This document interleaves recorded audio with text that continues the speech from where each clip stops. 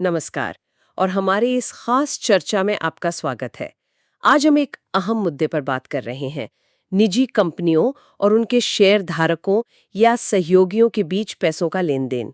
कभी ये सामान्य होता है, पर कभी-कभी टैक्स कानून इसे एक छिपा हुआ माना गया लाभांश मान लेता है, डीम्ड डिविडेंड। हमारे पास इसके लिए इनकम टैक्स असेसमेंट एक्ट 1936 का डिवीजन 7A है, कुछ टैक्स रूलिंग्स हैं, केस स्टडीज भी हैं। कोशिश रहेगी कि डिवीजन 7A की मुख्य बातें समझें, इसके जो जोखिम हैं उन्हें जानें और जो हाल में कुछ नए डेवलपमेंट्स हुए हैं, खासकर ट्रस्ट वाले मामलों में, उन पर भी बात करें। तो शुरू करें? हाँ बिल्कुल। देखिए, डिवीजन 7A का जो मूल मकसद है वो ये है कि कंपनियां अपना मुनाफा जो उन्हें लाभांश की तरफ बांटना चाहिए और जिस पर टैक्स लगना चाहिए उसे वो भुगतान या लोन या कर्ज माफी का रूप देकर टैक्स बचाने की कोशिश ना करें।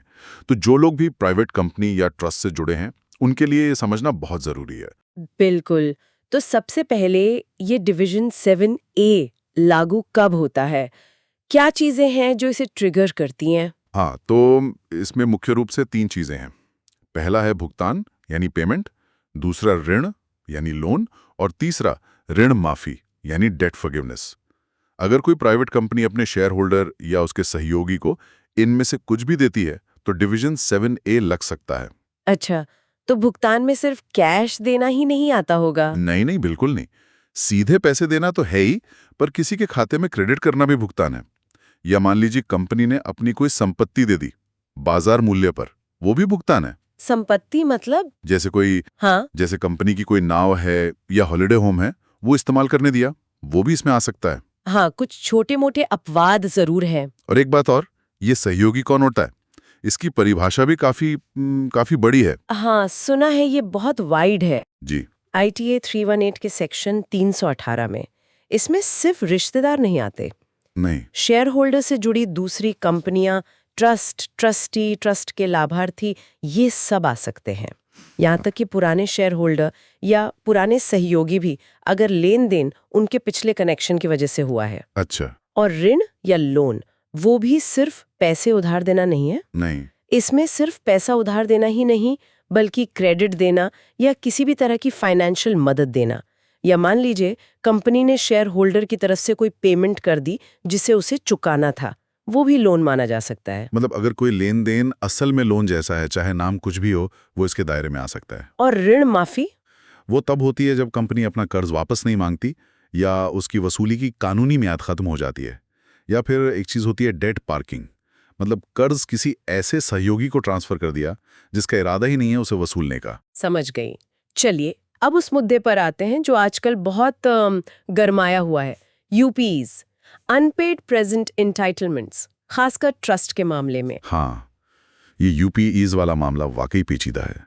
ये तब होता है जब एक ट्रस्ट अपनी इनकम का हिस्सा किसी प्राइवेट कंपनी को, जो उसकी बेनिफिशियरी है, देने का फैसला करता है।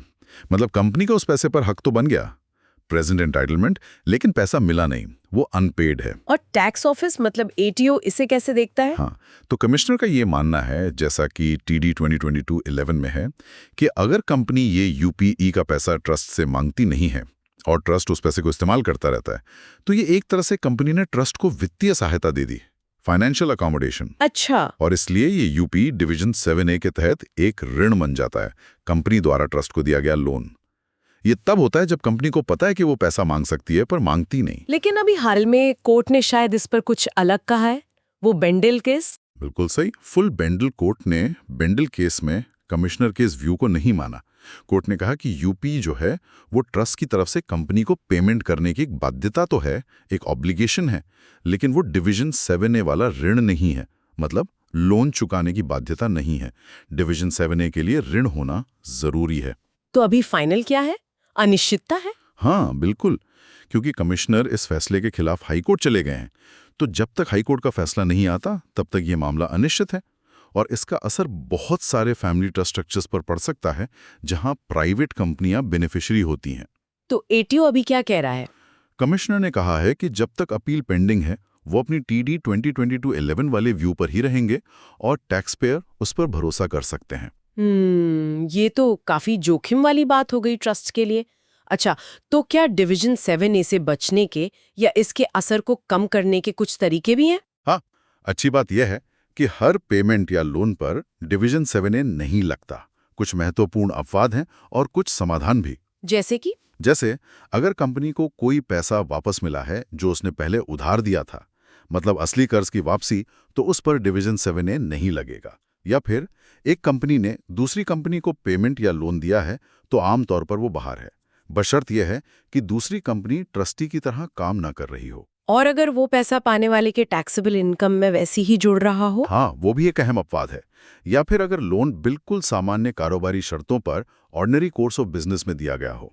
एक और सीधा तरीका है, लोन को कंपनी के टैक्स रिटर्न फाइल करने की जो डेट है या जब वो असल में फाइल करती है, जो भी पहले हो, उससे पहले पूरा चुका दो। लेकिन जो सबसे आम तरीका सुना है वो है कंप्लाइंग लोन अग्रीमेंट बनाना। ये क्या होता है? हाँ, ये बहुत महत्वपूर्ण है, कंप्लाइंग लोन एग्रीमेंट। इसके लिए कुछ शर्तें हैं जो पूरी करनी होती हैं। पहला, ये लिखित में होना चाहिए, जैसा आपने पूछा। ईमेल या लेटर्स का एक्सचेंज भी चल सकता है। TD 2088 में ये है। दूसरा, ये एग्रीमेंट उसी साल हो जाना चाहिए जिसमें लोन दिया गया था, कंपनी के रिटर्न फाइलिंग डे या उससे पहले। और ब्याज दर और कितने समय के लिए लोन हो सकता है? ब्याज दर कम से कम उतनी होनी चाहिए जितनी ATO हर साल बताता है। बेंचमार्क इंटरेस्ट रेट जैसे 2025-26 के लिए ये 8.37% है। और लोन चुकाने की अधिकतम अवधि भी तय है। अगर लोन अनसिक्योर्ड है, मतलब कोई गारंटी नहीं है, तो 7 साल। और अगर लोन किसी प्रॉपर्टी पर रजिस्टर्ड मॉर्गेज से पूरी तरह सिक्योर्ड है, मतलब प्रॉपर्टी की कीमत लोन अमाउंट के कम से कम 110% है, तो 25 साल तक का समय मिल सकता है। अच्छा, और अगर मान लीजिए साल भर में कई छोटे छोटे लोन दिए गए? हाँ, अगर उन सभी लोन्स की मैक्सिमम टर्म एक जैसी है, तो उन्हें साल के आखिर में एक बना दिया जाता है। इसे कहते हैं अमैलगमेटेड लोन। उस साल तो वो डीम्ड डिविडेंड नहीं बनता, लेकिन फिर अगले सालों से उस अमैलगमेटेड लोन पर हर साल एक न्यूनतम चुकौती करनी पड़ती है, मिनिमम ईयरली रीपेमेंट। इसमें मूलधन और ब्याज दोनों शामिल होते हैं। और अगर ये मिनिमम पेमेंट नहीं की तो जितनी पेमेंट कम रह गई, वो शॉर्टफॉल उस साल का डीम्ड डिविडेंड बन जाता है। ओह, तो इसका हिसाब रखना बहुत जरूरी है। बिल्कुल। ये मिनिमम पेमेंट का कैलकुलेशन थोड़ा सा टेक्निकल हो सकता है। ये पिछले साल के बैलेंस और बेंचमार्क रेट पर आधारित होता है। इसलिए एग्रीमेंट बनाना और पेमेंट करते रहना दोनों जरूरी हैं। ठीक है, अब जरा ऋण माफी पर वापस आते हैं। क्या इसके भी कोई अपवाद है?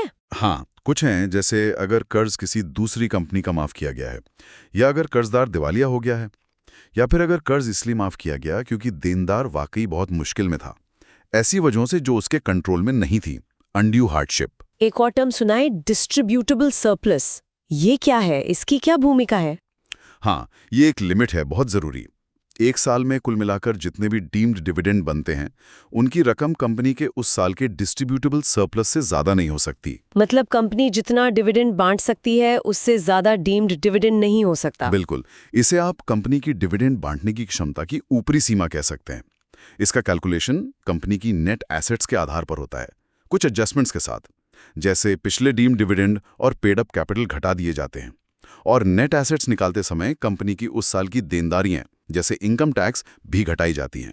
ये एच केस में कंफर्म हुआ था। अच्छा, अब एक और स्थिति, अगर कंपनी सीधे शेयर होल्डर को पैसा न दे बल्कि किसी बीच की कंपनी या ट्रस्ट के जरिए दे, इंटरपोज्ड एंटिटी जिसे कहते हैं। हाँ, कानून इसके लिए भी तैयार है।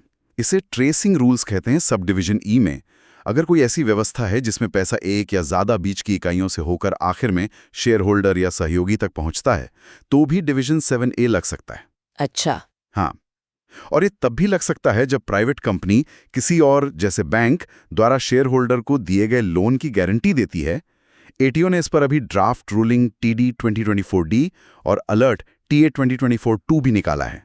इसमें जरूरी नहीं कि कंपनी और बीच वाली एंटिटी का लेन देन कमर्शियल शर्तों पर था या नहीं। बाप रे, ये तो काफी फैला हुआ जाल है। और ट्रस्ट डिस्ट्रीब्यूशंस के लिए भी कुछ खास नियम थे शायद, सब डिवीजन EA और EB। हाँ, ये नियम तब आते हैं जब ट्रस्ट किसी शेयर होल्डर या सहयोगी को पेमेंट या लोन देता है और उस ट्रस्ट में कंपनी का UPE भी मौजूद है। ये खासकर तब देखते हैं जब ट्रस्ट का पेमेंट किसी अवास्तविक लाभ, मतलब अनरियलाइज्ड गेन से जुड़ा हो। लेकिन आपने पहले कहा कि UPE को ही लोन मानने पर विवाद है। बिल्कुल, और इसी वजह से इन खास ट्रस्ट नियमों EAB का अब क्या मतलब है, ये थोड़ा कंफ्यूजिंग हो गया है। क्योंकि अगर कमिश्नर का व्यू सही माना जाता है, बेंडल केस पेंडिंग, और UPE खुद ही कंपनी से ट्रस्ट को लोन बन जाता है TD 2022-11 के हिसाब से, तो फिर शायद ट्रस्ट जो बाद में शेयर होल्डर को पेमेंट करेगा उस पर ये खास नियम EAB न लगें। शायद उस पर सामान्य लोन नियम या ट्रेसिंग रूल्स लग जाएं, ये अभी स्पष्ट नहीं है। ये तो सच में बहुत उलझा हुआ है। अच्छा, अगर मान लीजिए किसी से गलती हो गई, अनजाने में डिवीजन 7A लग गया, तो क्या ATO कुछ रियायत दे सकता है? हाँ, कमिश्नर के पास कुछ डिस्क्रिशनरी पावर्स हैं, विवेकाधिकार। वो एक डीम्ड डिविडेंड को माफ कर सकते हैं या उसे फ्रैंक करने की इजाज़त दे सकते हैं, अगर ये साबित हो जाए कि ये ईमानदारी की गलती थी या अनजाने में हुई चूक थी। इसकी पूरी प्रक्रिया TR 2010-8 और PSLA 2029 में दी गई है। इसी तरह अगर लोन लेने वाला मिनिमम पेमेंट इसलिए नहीं कर पाया क्योंकि वो वाकई मुश्किल में था, ऐसी वजहों से जो उसके कंट्रोल से बाहर थी, तो कमिश्नर उसमें भी राहत दे सकते हैं। ये सब सुन के लगता है कि नियम बहुत जटिल हैं। क्या इन्हें आसान बनाने की कोई बात चल रही है? हाँ, बात तो चली थी।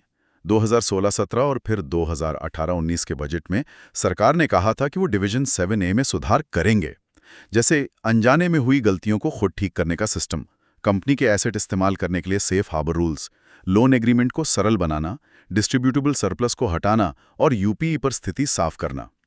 अक्टूबर 2018 में इस पर ट्रेजरी ने एक डिस्कशन पेपर भी निकाला था। तो वो सुधार हुए या नहीं?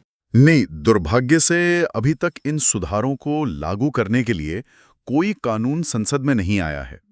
तो फिलहाल हमें इन्हीं मौजूदा और जैसा हमने देखा काफी जटिल नियमों के साथ ही काम करना होगा। तो आखिर में हमारे सुनने वालों के लिए क्या मुख्य संदेश है इस पूरी चर्चा का? देखिए, सीधी बात यह है कि डिवीजन 7A प्राइवेट कंपनी से शेयर होल्डर या सहयोगी को जाने वाले लगभग हर तरह के फायदे पर नजर रखता है। जब तक कि कोई खास छूट न मिले या आपने कंप्लाइंग लोन एग्रीमेंट जैसे कदम ना उठाए हों। इसका मकसद साफ है, मुनाफे पर सही टैक्स लगे। और ये जो UPE वाला एरिया है वो इस समय बहुत अनिश्चित है, जिसका असर कई ट्रस्ट स्ट्रक्चर्स पर पड़ सकता है। इसलिए बहुत ज़रूरी है कि हर लेन देन की, खासकर लोन्स की, सावधानी से प्लानिंग हो और सारे कागजात ठीक से रखे जाएं। ये तो ही नियमों की बात, पर इस पूरी अनिश्चितता और जटिलता को देखते हुए कोई ऐसा सवाल है जो हमें सोचना चाहिए आगे के लिए? हाँ, आपको देखना होगा कि आपकी प्राइवेट कंपनी में कौन से ऐसे मालिक हैं जिन्हें कंपनी को चलाने में किसी तरह की मदद करने की जरूरत है। यह अंदाजा लगाना मुश्किल है कि कब हर तरह का मालिक मुनाफे नहीं बांट सकता और कब कोई खास ग्रुप अवॉइड किया जाए। इस बात का पूरा लगातार आकलन कीजिए। हाँ, एक अहम सवाल ये उठता है कि UPEs को लेकर जो कानूनी अनिश्चितता है और सुधार भी अटके हुए हैं, तो क्या बिजनेस और उनके सलाहकारों को सिर्फ इंतजार करना चाहिए या उन्हें ज्यादा प्रोएक्टिव होकर सोचना चाहिए कि नियमों से कैसे निपटा जाए? और सोचिए, अगर हाई कोर्ट कमिश्नर के UPE पर दिए गए व्यू को बेंडल के खिलाफ सही मान लेता है, तो भविष्य में कौन से स्ट्रक्चर या लेनदेन के तरीके ज्यादा फायदेमंद या सुरक्षित हो सकते हैं? इस पर विचार करना शायद आगे चलकर काम आए। बिल्कुल सोचने वाली बात है। आज इस बहुत ही महत्वपूर्ण और जटिल विषय पर इतनी गहराई से बात करने के लिए आपका बहुत बहुत धन्यवाद। उम्मीद है हमारे श्रोताओं को इस चर्चा से डिवीजन 7A को समझने में मदद मिली होगी।